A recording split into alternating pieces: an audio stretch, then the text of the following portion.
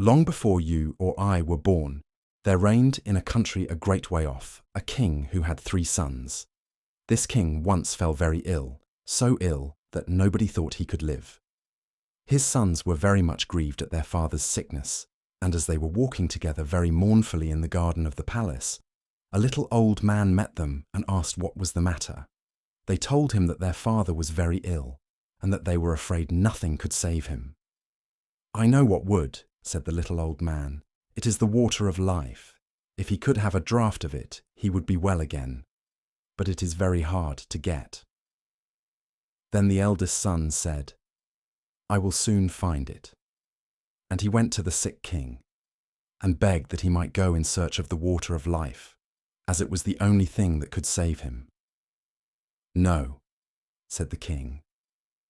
"I had rather die than place you in such great danger as you must meet with in your journey." But he begged so hard that the king let him go, and the prince thought to himself, "If I bring my father this water, he will make me sole heir to his kingdom." Then he set out, and when he had gone on his way some time, he came to a deep valley overhung with rocks and woods. And as he looked around, he saw standing above him on one of the rocks a little ugly dwarf with a sugarloaf cap and a scarlet cloak. And the dwarf called to him and said, "Prince, whither so fast?" "What is that to thee, you ugly imp?" said the prince haughtily, and rode on. But the dwarf was enraged at his behaviour, and laid a fairy spell of ill luck upon him, so that as he rode on the mountain pass became narrower and narrower, and at last the way was so straitened that he could not go to step forward. And when he thought to have turned his horse round and go back the way he came, he heard a loud laugh ringing round him, and found that the path was closed behind him, so that he was shut in all round. He next tried to get off his horse and make his way on foot, but again the laugh rang in his ears, and he found himself unable to move a step, and thus he was forced to abide spellbound. Meantime the old king was lingering on in daily hope of his son's return, till at last the second son said, "Father, I will go in search of the water of life." For he thought to himself, "My brother is surely dead, and the kingdom will fall to me if I find the water." The king was at first very unwilling to let him go, but at last yielded to his wish. So he set out and followed the same road which his brother had done, and met with the same elf, who stopped him at the same spot in the mountains, saying, as before, "Prince, prince, whither so fast?" "Mind your own affairs, busybody," said the prince scornfully, and rode on. But the dwarf put the same spell upon him as he put on his elder brother, and he, too, was at last obliged to take up his abode in the heart of the mountains. Thus it is with proud silly people, who think themselves above everyone else, and are too proud to ask or take advice. When the second prince had thus been gone a long time, the youngest son said he would go and search for the water of life, and trusted he should soon be able to make his father well again. So he set out, and the dwarf met him too at the same spot in the valley, among the mountains, and said, "Prince, whither so fast?" And the prince said, "I am going in search of the water of life, because my father is ill and like to die. Can you help me? Pray be kind and aid me if you can." "Do you know where it is to be found?" asked the dwarf. "No," said the prince, "I do not. Pray tell me if you know." "Then as you have spoken to me kindly, and are wise enough to seek for advice, I will tell you how and where to go. The water you seek springs from a well in an enchanted castle, and that you may be able to reach it in safety, I will give you an iron wand and 2 little loaves of bread. Strike the iron door of the castle 3 times with the wand, and it will open. 2 hungry lions will be lying down inside, gaping for their prey, but if you throw them the bread, they will let you pass. Then hasten on to the well, and take some of the water of life before the clock strikes 12, for if you tarry longer, the door will shut upon you forever." Then the prince thanked his little friend with the scarlet cloak for his friendly aid, and took the wand and the bread, and went travelling on, over sea and over land, till he came to his journey's end, and found everything to be as the dwarf had told him. The door flew open at the third stroke of the wand, and when the lions were quieted, he went on through the castle and came at length to a beautiful hall. Around it, he saw several knights sitting in a trance. Then he pulled off their rings and put them on his own fingers. In another room, he saw on a table a sword and a loaf of bread, which he also took. Further on, he came to a room where a beautiful young lady sat upon a couch, and she welcomed him joyfully and said, if he would set her free from the spell that bound her, the kingdom should be his, if he would come back in a year and marry her. Then she told him that the well that held the water of life was in the palace gardens, and bade him make haste and draw what he wanted before the clock struck 12. He walked on, and as he walked through beautiful gardens, he came to a delightful shady spot in which stood a couch, and he thought to himself, as he felt tired, that he would rest himself for a while and gaze on the lovely scenes around him. So he laid himself down, and sleep fell upon him unawares, so that he did not wake up till the clock was striking 11:45. Then he sprang from the couch dreadfully frightened, ran to the well, filled a cup that was standing by him full of water, and hastened to get away in time. Just as he was going out of the iron door, it struck 12, and the door fell so quickly upon him that it snapped off a piece of his heel. When he found himself safe, he was overjoyed to think that he had got the water of life, and as he was going on his way homewards, he passed by the little dwarf, who, when he saw the sword and the loaf, said, "You have made a noble prize. With the sword, you can at a blow slay whole armies, and the bread will never fail you." Then the prince thought to himself, "I cannot go home to my father without my brothers." So he said, "My dear friend, cannot you tell me where my 2 brothers are, who set out in search of the water of life before me and never came back?" "I have shut them up by a charm between 2 mountains," said the dwarf, "because they were proud and ill-behaved and scorned to ask advice." The prince begged so hard for his brothers that the dwarf at last set them free, though unwillingly, saying, "Beware of them, for they have bad hearts." Their brother, however, was greatly rejoiced to see them, and told them all that had happened to him, how he had found the water of life and had taken a cup full of it, and how he had set a beautiful princess free from a spell that bound her, and how she had engaged to wait a whole year, and then to marry him, and to give him the kingdom. Then they all 3 rode on together, and on their way home came to a country that was laid waste by war and a dreadful famine, so that it was feared all must die for want. But the prince gave the king of the land the bread, and all his kingdom ate of it.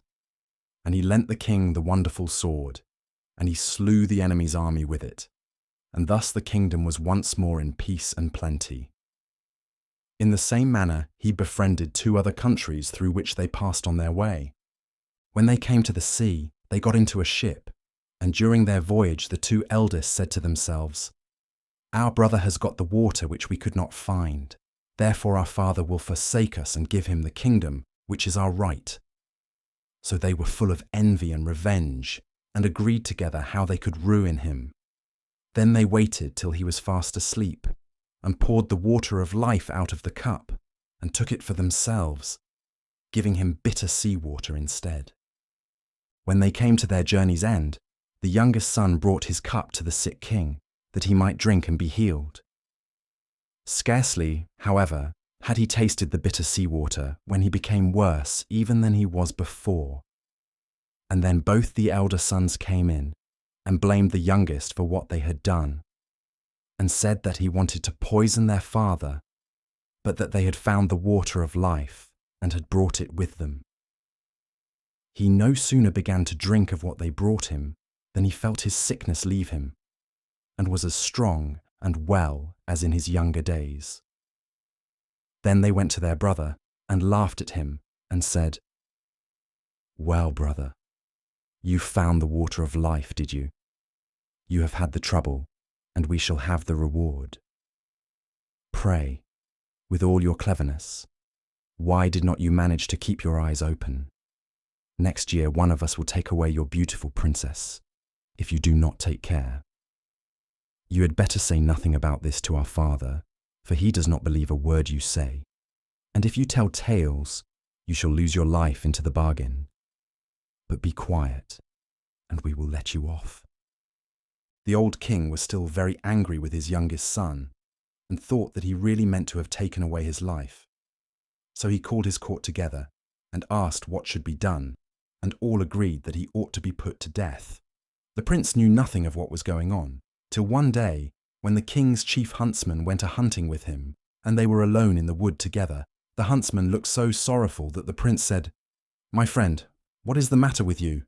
"I cannot and dare not tell you," said he. But the prince begged very hard and said, "Only tell me what it is, and do not think I shall be angry, for I will forgive you." "Alas," said the huntsman, "the king has ordered me to shoot you." The prince started at this and said, "Let me live, and I will change dresses with you. You shall take my royal coat to show to my father, and do you give me your shabby one?" "With all my heart," said the huntsman. "I am sure I shall be glad to save you, for I could not have shot you." Then he took the prince's coat and gave him the shabby one, and went away through the wood.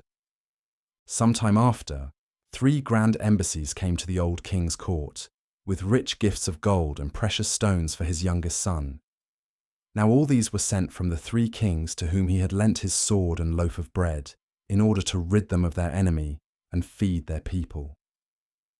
This touched the old king's heart, and he thought his son might still be guiltless, and said to his court, "Oh, that my son were still alive! How it grieves me that I had him killed." "He is still alive," said the huntsman, "and I am glad that I had pity on him. But let him go in peace," and brought home his royal coat. At this, the king was overwhelmed with joy, and made it known throughout all his kingdom that if his son would come back to his court, he would forgive him. Meanwhile, the princess was eagerly waiting till her deliverer should come back, and had a road made leading up to her palace all of shining gold, and told her courtiers that whoever came on horseback and rode straight up to the gate upon it was her true lover, and that they must let him in, but whoever rode on one side of it they must be sure was not the right one, and that they must send him away at once.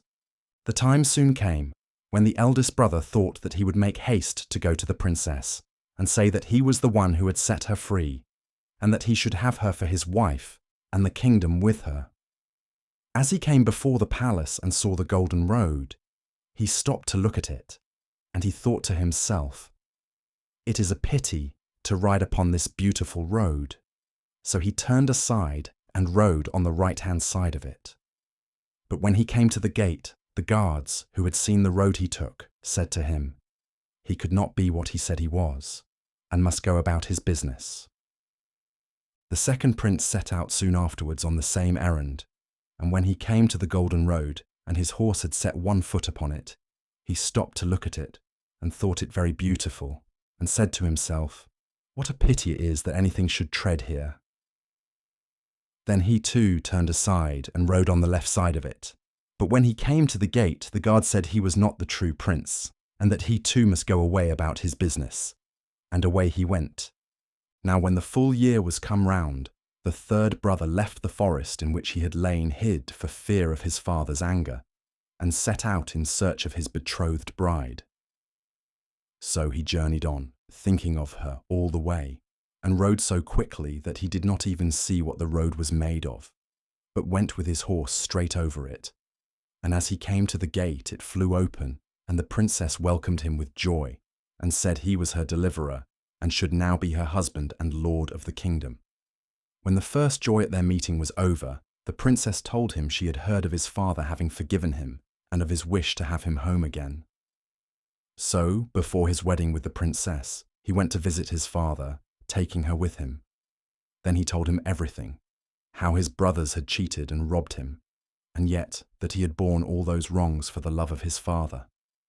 And the old king was very angry and wanted to punish his wicked sons, but they made their escape and got into a ship and sailed away over the wide sea, and where they went to nobody knew and nobody cared.